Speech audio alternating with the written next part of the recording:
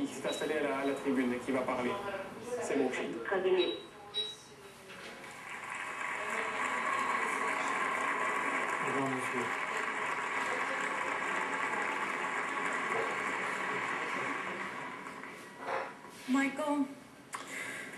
Michael était unique en son genre. Je repense à la fois on s'est rencontrés et les moments qu'on a passés ensemble. Et à chaque fois qu'on sortait et qu'on faisait une photo, il y avait une légende. Et en général, la légende, c'était du style quel couple étrange ou qu'est-ce qu'ils vont mal ensemble. Mais pour nous, c'était l'amitié la plus naturelle et la plus facile. J'avais 13 ans lorsqu'on s'est rencontrés et à partir de ce jour-là, notre amitié n'a cessé de croître.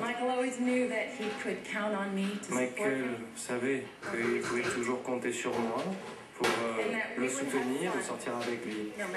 Et on s'amusait, où que nous soyons. Nous avions un lien. Et c'est peut-être parce que tous les deux, nous comprenions ce qu'était d'être sous les feux de la rampe depuis un très jeune âge. Et je me souviens que je le charriais un peu en lui disant que j'ai commencé moi quand j'avais 11 mois. Donc, il était vieux, lui, quand il a commencé, il avait quoi, 5 ans? Et tous les deux avons eu besoin d'être adultes très tôt. Mais lorsqu'on était ensemble, on était comme deux gamins qui s'amusaient. On n'a jamais travaillé ensemble. On n'a jamais monté sur scène ensemble, jamais dansé ensemble, même s'il a essayé en vain de me convaincre. Un soir, il a essayé de m'apprendre, sans succès, le moonwalk. Et en fait, à la fin, il faisait ça. Il hochait la tête, il croisait les doigts, il disait bon, bien tenté. On n'a jamais tourné de clip, on n'a jamais enregistré de chansons, mais ce qu'on a fait, c'était rire. C'était toujours un concours pour voir qui pouvait faire rire l'autre davantage ou être plus bête. Michael adorait rire. Son cœur sortait de lui-même lorsqu'il riait. Il adorait quand je faisais des imitations ou que je racontais des histoires sur ma vie. MJ avait le rire le plus doux et le plus pur que j'ai jamais entendu. Son sens de l'humour était magnifique. Et il était très taquin. Je me souviens, c'était la nuit avant les noces d'Elizabeth Taylor. Et il m'avait appelé en me demandant si je l'accompagnerais à ses fêtes. Et c'était donc la veille du grand jour. Et Michael et moi avons essayé de nous faufiler pour voir en premier la robe. Et on s'amusait comme des petits fous. Et on était complètement hystériques même, complètement fous, lorsqu'on s'est rendu compte qu'Elisabeth dormait, alors qu'on pensait qu'elle était dans une chambre différente, qu'elle n'était pas là. Alors on a ri et puis on s'est faufilé en dehors de la chambre. Et puis, lorsqu'il y a eu la première danse, on a rigolé en disant qu'on était la mère et le père de la mariée. Alors oui, ça pouvait paraître très bizarre de l'extérieur, mais on en a ri et on y a cru.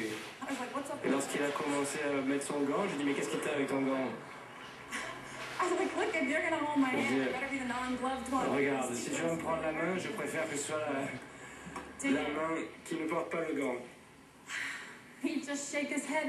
Et encore, il a secoué la tête et il a souri. Il adorait qu'on le taquine. Et le voir sourire, c'était Brooke que tout allait être bien. Pour l'extérieur, Michael était un génie, avec un talent incomparable.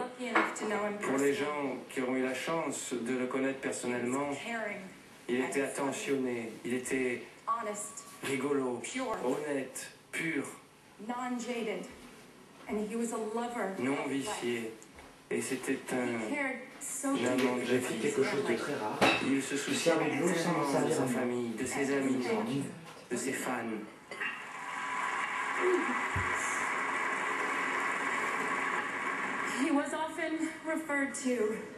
On faisait souvent référence à lui en parlant du roi.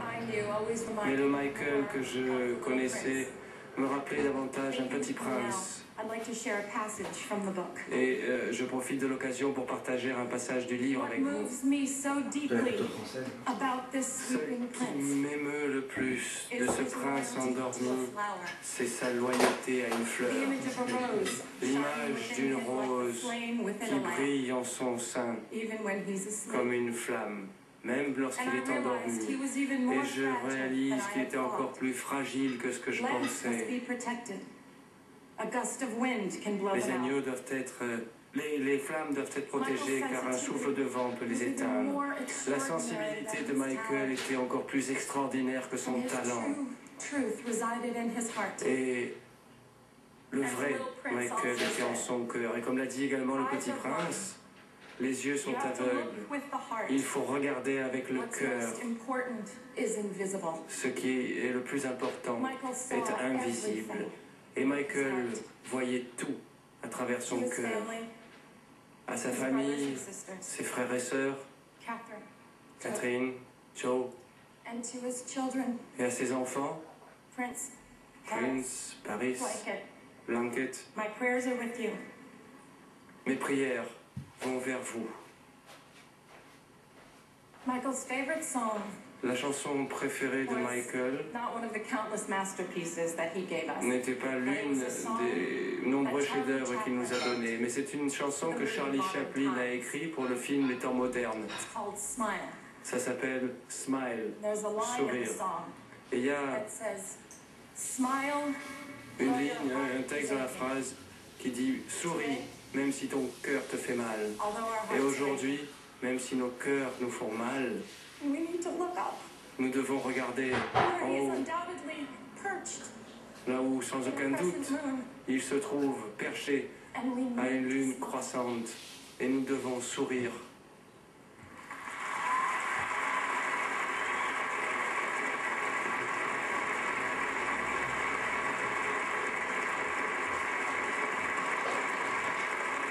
Brooke Shield particulièrement ému qui a embrassé la famille Jackson, comme tous les intervenants. Brooke Shield qui a fait du Roi de la Pop le Petit Prince. Il y avait une communauté de destin entre ces deux personnages, entre Michael Jackson et la comédienne. Ce sont deux enfants de la balle qui ont commencé très très tôt et qui se comprenaient parce qu'on leur avait quelque part volé à eux deux leur enfance. Et ensemble, ils revivaient cette enfance qu'ils n'avaient pas pu vivre. Et de nouveau, place à la musique dans ce Staples Center en direct sur BFM TV.